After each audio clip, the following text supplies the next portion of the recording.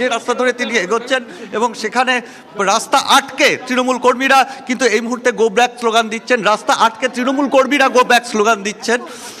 তুমি সেটা দেখতে পাচ্ছ। এই মুহূর্তে পুলিশ আসার পরে তারা চলে যাচ্ছেন। এই যে সামনের যে ভিড়টা আমরা দেখতে পাচ্ছি সেই ভিড়টা কিন্তু এই মুহূর্তে একটু আগেই তারা গো ব্যাক স্লোগান দিচ্ছিলেন এবং তাদের যেটা দাবি, তাদের মোহাম্মদ সেলিম রীতিমতো ধাক্কাধাক্কি করেছেন তাদের সঙ্গে এবং সেই জায়গা থেকে তারা আরও বেশি তাদের ক্ষোভ দেখাচ্ছেন। আপনারা এখানে গো ব্যাক স্লোগান দিচ্ছেন কেন? এখানে শান্তশিষ্টভাবে ভোট প্রক্রিয়ার কাজ চলছিল। এখানে সিপিএম এর প্রার্থী সেলিম এসে অশান্ত তৈরি করার চেষ্টা করছে পরিবেশটাকে। তাই এটা আমরা মানব না। আমাদের অনেক ভোটার কর্মীকে ধাক্কা মেরেছে নিজে। হ্যাঁ, এটা আমরা মানবো না। আমরা গ্রামের খেটে কাকে ধাক্কা মেরেছে?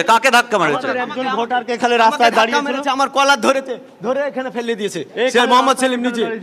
আমরা সেই দৃশ্যটাই তোমাকে দেখাবো। অন্যদিকে আমরা দেখবো পুলিশই ঘেরাটোপে রীতিমতো অ্যাডিশনাল এসপি এই মুহূর্তে এসকর্ট করে নিয়ে আসছেন মোহাম্মদ সেলিমকে। আমরা দেখতে পাচ্ছি সেই ছবি যে মোহাম্মদ সেলিম আসছেন, যেখানে এখানে দাঁড়িয়ে রয়েছেন তৃণমূল কর্মী সমর্থকরা। কার্যত একটা ফেস অফ, অর্থাৎ দুপক্ষ মুখোমুখি। এখানে মোহাম্মদ সেলিম পুলিশি ঘেরাটোপে রয়েছেন। অ্যাডিশনাল এসপি নিজে তিনি গোপীনাথপুর থেকে তাকে এসকর্ট করে নিয়ে আসছেন যাতে কোনো ধরনের অনভিপ্রেত ঘটনা না ঘটে এবং সেই পুলিশ বাহিনী তারা এই গো ব্যাক স্লোগান যারা দিচ্ছেন তাদেরকে সরে যেতে অনুরোধ করছেন। মোহাম্মদ সেলিমের দাবি, জায়গায় জায়গায় যেহেতু ভুয়ো ভোটার রয়েছে এবং সেই কারণে তিনি ঢুকলে সেই ভোট লুটকে বন্ধ করা যাবে এবং সেই কারণেই তৃণমূল উত্তেজিত হয়ে পড়ছে এবং তাকে ঘিরে এইভাবে গো ব্যাক স্লোগান দিচ্ছে। সঙ্গে থাকো সিজার। আমরা এই মুহূর্তে যে ছবি দেখাচ্ছি, মোহাম্মদ সেলিম বিভিন্ন বুথে বুথে যাচ্ছেন।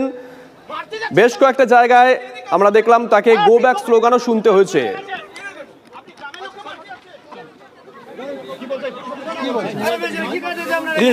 অফ টিএমসি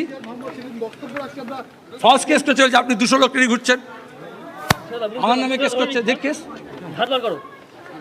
আমি তো যখন নামলাম সোশ্যাল মস্তাটাকে ধরুক।